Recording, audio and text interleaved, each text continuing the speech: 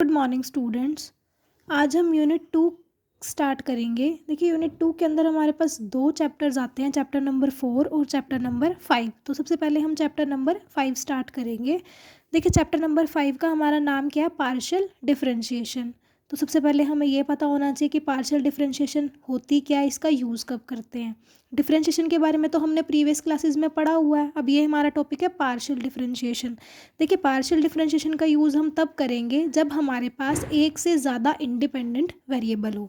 कब करेंगे partial differentiation का यूज़? जब हमारे पास more than one independent variable आ रहा हो। जैसे हमारे पास पहले तो क्या होता था, हमें y एक फंक्शन दे दिया जाता था x का। यहाँ पे हमारे पास एक ही इंडिपेंडेंट वेरिएबल होता था x, तो हम y का derivative with respect to x कर देते थे dy/dx। बट यहाँ पे हमारे पास क्या होगा? देखिए यहाँ पे हमारे पास u एक फंक्शन है जो कि x और y के अंदर है। यहाँ पर x और y हमारे दो इंडिपेंडेंट वेरिएबल्स हैं। अब यहाँ पर हमारे पास एक से ज़्यादा इंडिपेंडेंट वेरिएबल्स आ गए, तो यहाँ पर हम किसका यूज़ करेंगे? ऑर्डिनरी डेरिवेटिव की बजाय यहाँ पर हम पार्शियल डेरिवेटिव्स का यूज़ करेंगे।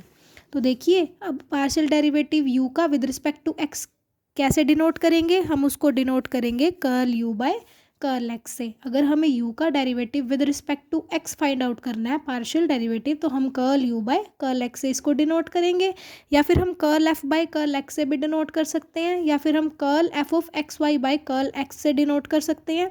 इनमें से किसी से भी डिनोट कर सकते हो आप। देखिए अगर u हमारे पास फंक्शन था x और y का, तो हमने क्या देखा कि हम पार्शियल डेरिवेटिव u का with respect to x find out कर सकते हैं। तो इसको कैसे डिनोट करा हमने? Curl u by curl x से। और इसको फाइंड आउट कैसे करेंगे? देखो u का derivative with respect to x find out करना है, तो यहाँ पर आपका जो फंक्शन होगा x और y में होगा ना, तो आप derivative with respect to x ही लोगे, y को आप कॉन्स्टेंट ट्रीट करोगे। यहाँ जब आप u का function with respect to x लेते हैं तो आप y को कांस्टेंट ट्रीट करेंगे। सिमिलरली क्या होगा, जब आप u को y के रिस्पेक्ट में डेरिवेटिव करोगे पार्शियल डेरिवेटिव, तो आप x को कांस्टेंट ट्रीट करोगे यहाँ पर। और बाकी हम सिमिलर वे से ही डेरिवेटिव करेंगे। बस यहाँ पर चेंज क्या आया कि मोर देन वन इंडिपेंडेंट वेरिएबल है, तो आप जिसके भी रिस्पेक्ट में डेरिवेटिव निकालोगे उसी को ही वेरिएबल ट्रीट करोगे। बाकी जो भी आएगा उसको आप कॉन्स्टेंट ट्रीट करोगे। देखो अगर हमें इसको सिम्बॉलिकली लिखना है, u हमारे पास फंक्शन है एफ ऑफ एक्स और y का, देन सिम्बॉलिकली क्या होगा? Curl u by curl x कैसे होगा? Limit delta x approaches to 0 f of x plus delta x comma y minus f of x y by में delta x। देखो u का derivative with respect to x निकाल रहे थे ना, तो इसलिए यहाँ पर डेल्टा x 0 को टेंड किया, और यहाँ पर क्या है, x के रिस्पेक्ट में डेरिवेटिव हुआ तो x में चेंज हुआ, minus function as it is divide by del x. क्योंकि जब देखो हम नॉर्मल डेरिवेटिव जब हम पहले निकालते थे तो हम वहाँ पर क्या लेते थे, हमारा वहाँ पर होता था लिमिट एच अप्रोचेस टू 0। जब हमें f dash x find out करना होता था तो हम क्या लिखते थे? Limit h approaches to 0 f of x plus h minus f of x by में एच। यही करते थे हम। तो वहाँ पर हम क्या करते थे, x में चेंज होता था तो x प्लस एच कर देते थे। यहाँ पर हमारा क्या है, u curl u by curl x, मतलब u का derivative with respect to x, तो x में चेंज होगा तो डेल्टा x 0 को टेंड कर गया, और यहाँ पर फिर देखियो x में चेंज हो गया, x plus delta x comma y हमारा ऐसे ही रहेगा। माइनस वहाँ पर फंक्शन सिर्फ एक वेरिएबल में होता था, यहाँ दो में होता है, तो यानी कि f of x comma y हो जाएगा डिवाइड बाय में delta x। Similarly curl u by curl y तो मैंने आपको बता ही दिया कि अगर आप u का derivative with respect to y ले रहे हो तो उसको curl u by curl y से डिनोट करोगे, और y के रिस्पेक्ट में डेरिवेटिव कर रहे हैं तो बाकी वेरिएबल कांस्टेंट ट्रीट होंगे और y as a variable treat होगा। अब देखिए नेक्स्ट है हमारे पास partial derivatives of higher order. देखिए इसके अंदर क्या होगा हमारे पास हायर ऑर्डर। देखिए यहाँ पर क्या आ गया, f of x x. F of x x का मतलब क्या है? Curl square f by curl x square, यानी कि यहाँ फंक्शन का दो बार डेरिवेटिव हो रहा है एक्स के रिस्पेक्ट में। एक्स एक्स का मतलब दोनों ही बार डेरिवेटिव हुआ एक्स के रिस्पेक्ट में। तो यहाँ क्या हो जाएगा, limit delta x approaches to 0 f x. यहाँ पर अब देखिए f x x plus delta x comma y minus f x x comma y divide by delta x. अब देखिए यहाँ पर हमारा जो फंक्शन है वो f की बजाय एफ एक्स ट्रीट हो रहा है। क्योंकि curl square f by curl x square का मतलब क्या हुआ, curl by curl x of curl f by curl x, यही तो मतलब हुआ ना curl square f by curl x square का। और देखिए कर्ल बाय कर्ल एक्स को एफ ऑफ कर, इसको हम क्या लिख देंगे, एफ एक्स। तो यहाँ पे हमारा फंक्शन अब क्या ट्रीट हुआ, एफ एक्स, इसलिए यहाँ पर हमारे पास क्या आया, एफ एक्स। अब सिमिलरली जब हमें एफ ऑफ वाई वाई निकालना है तो वो क्या हो जाएगा, curl square f by curl y square. इसका मतलब क्या हुआ कि curl by curl y of curl f by curl y, यानी कि curl by curl y of f y. तो यहाँ पर हमारा फंक्शन क्या ट्रीट हो जाएगा, एफ ऑफ वाई। सिमिलरली अगर हमें एफ ऑफ वाई एक्स की बात कर रहे हैं तो वो क्या हो जाएगा, curl square f by curl y curl x. और जब हम एफ ऑफ एक्स वाई की बात करेंगे तो वो क्या हो जाएगा, curl square f by curl x curl y. मतलब पहले हमें क्या करना है, इसका मतलब क्या हुआ, इसको हम ऐसे लिख सकते हैं ना, curl by curl x of curl f by curl y. इसका मतलब क्या, सबसे पहले तो आपको एफ का वाई के रिस्पेक्ट में डेरिवेटिव करना है, जो आएगा उसका फिर फर्दर एक्स के रिस्पेक्ट में डेरिवेटिव करना है। तो ये हमारे पास हायर ऑर्डर डेरिवेटिव्स थे। अब आगे देखिए, अब हम अपने क्वेश्चंस पे आ जाते हैं।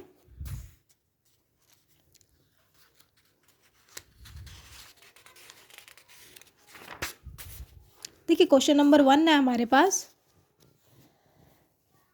If z is equals to 1 by under root x square plus y square then find curl z by curl x and curl z by curl y। देखो क्या कह रहे हैं इसके अंदर हमारे पास,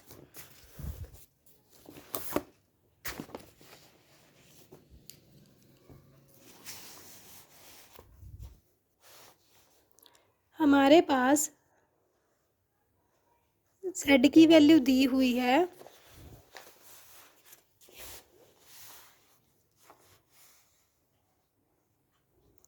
1 by under root x square plus y square. हमें निकालना है सबसे पहले तो curl z by curl x. तो मैंने आपको बताया ही है कि curl z by curl x का मतलब क्या, अब हम जेड का derivative with respect to x निकाल लेंगे, लेकिन यहाँ पर तो वाई भी है, तो विद रिस्पेक्ट टू एक्स का मतलब हम एक्स को वेरिएबल ट्रीट करेंगे और इसके अलावा जो भी हमारे पास वेरिएबल आ रहा है उसको हम कॉन्स्टेंट ट्रीट करेंगे। देखिए curl z by curl x, देखिए यहाँ पर जेड की वैल्यू अगर हमारे पास 1 by under root 1 plus x square है, रूट का मतलब पावर 1/2, तो ये क्या हो जाएगी 1 by x square plus y square की पावर 1/2। और अगर हम इसके ऊपर लेके आना हो तो हम क्या करेंगे, x square plus y square की पावर -1/2 लिख देंगे। तो curl z by curl x क्या हो जाएगा, हमें डेरिवेटिव करना तो इसका आता ही है कि -1/2 आगे, और हम क्या कर देंगे x square plus y square, power आगे आ गई और एक पावर कम होगी, -1/2 में एक पावर कम होगी, -1 हो जाएगा तो -3/2 बच जाएगा हमारे पास। इनटू, अब देखिए x square plus y square है, इन अंदर वाले फंक्शन का भी डेरिवेटिव लेना है, तो एक्स के रिस्पेक्ट में डेरिवेटिव ले रहे हैं तो एक्स स्क्वायर का तो 2x डेरिवेटिव हो जाएगा और वाई का 0 हो जाएगा, तो इसको तो लिखने की ज़रूरत नहीं। अब देखिए यहाँ से 2 से 2 हमारा कैंसिल आउट हो गया, तो हमारे पास कितना बच गया, -x into x square plus y square raise to the power -3/2। अब देखिए पावर नेगेटिव है, इसको हम नीचे ले आते हैं, तो हमारे पास क्या हो गया, -x divide by x square plus y square raise to the power 3/2।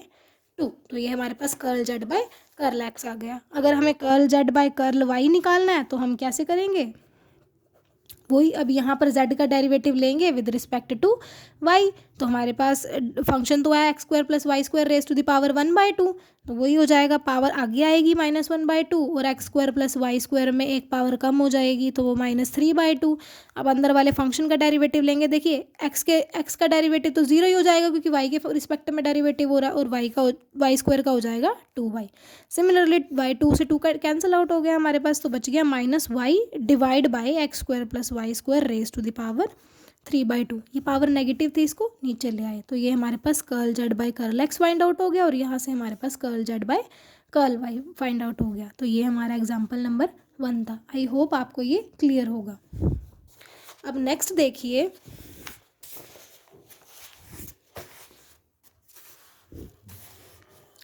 Example number 2 देखो क्या कह रहा है,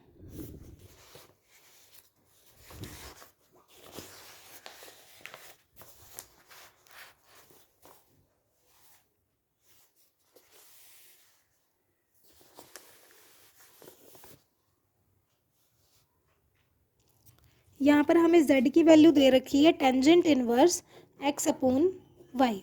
यहाँ पे z की वैल्यू दे रखी है tangent inverse x upon y. हमें सबसे पहले तो फाइंड आउट करना है curl z by curl x और curl z by curl y। उसके बाद वेरीफाई करना है हमें, वो वेरीफाई वाला हम बाद में देखेंगे। सबसे पहले हम curl z by curl x को फाइंड आउट कर लेते हैं, जो भी हमें चीज़ निकालनी है। देखिए z हमारे पास दे रखा है tangent inverse x by y, और हमें x बाय वाई हमारा एक तरह का एंगल ही है ना। हमें तो टेंजेंट इनवर्स x का डेरिवेटिव पता है कि 1/1 + x² होता है, तो बस वही लगा दो कि टेंजेंट इनवर्स x का डेरिवेटिव हो गया 1/1 + x²। मतलब x की जगह हमारे यहाँ पास क्या हो गया, x बाय वाई का होल स्क्वायर इंटू। अब देखिए एंगल का डेरिवेटिव भी होगा, x के रिस्पेक्ट में डेरिवेटिव हो रहा है, तो हमारा x के रिस्पेक्ट में डेरिवेटिव क्या हो जाएगा इस फंक्शन का, 1/y। तो यहाँ पे लिख दो इंटू 1/y। तो ये हमारे पास क्या बना, 1/y इंटू 1/, एलसीएम ले लो इसका, y² + x² बाय y²। ठीक, उसके बाद जब हम इसको सिंप्लीफाई करेंगे तो हमारे पास 1/y इंटू y² ऊपर आ जाएगा जब टर्म रिवर्स होगी, तो ये वाला y² ऊपर आ जाएगा न्यूमिनेटर में। तो y² अपॉन y² + x² बच गया हमारा। देखिए एक y से एक y हमारा कैंसिल आउट हो जाएगा, तो यहाँ हमारा क्या बच जाएगा फिर, y अपॉन y² + x²। तो ये तो हमारा curl z by curl x आ गया। अब सिमिलरली हमें curl z by curl y find out करना है, तो curl z by curl y कैसे निकालेंगे, वही टेंजेंट इनवर्स x का डेरिवेटिव लेंगे फर्स्ट ऑफ ऑल, तो 1/1 + x²। तो ये हो जाएगा 1/1 + x² + y² इंटू, फिर जब y के रिस्पेक्ट में डेरिवेटिव लेंगे तो देखिए x बाय वाई का हमारे पास y के रिस्पेक्ट में डेरिवेटिव क्या आएगा, ये देखो इसके अंदर क्या किया है इन्होंने।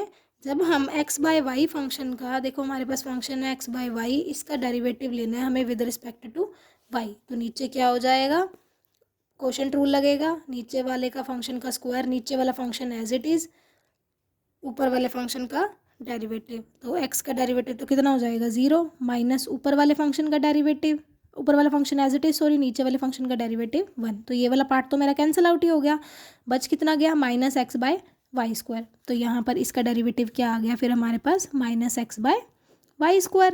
ठीक, अब देखो नेक्स्ट क्या करेंगे हम, बस इसको थोड़ा सा सिंप्लीफाई करते हैं। यहाँ पर देखिए एलसीएम ले लो आप, 1y² + x² बाय y² बन जाएगा यहाँ पर तो, और इंटू में यहाँ पर तो हमारा -x/y² पड़ा ही है। अब देखो जब ये ऊपर जाएगा रिवर्स होकर तो y² बाय y² + x² बन जाएगा हमारे पास। तो देखिए क्या बन गया हमारे पास, y² bye y² + x² into -x/y²। अब देखिए यहाँ पर हमारा y² से y² कैंसिल आउट हो रहा है, ये देखिए। तो हमारे पास यहाँ कितना बच गया, -x/y² + x²। तो ये हमारी curl z by curl y की वैल्यू फाइंड आउट होगी। हमने ये दोनों वैल्यूज़ तो फाइंड आउट कर ली। उसके बाद हमने वेरीफाई क्या करना था, हमने वेरीफाई करना था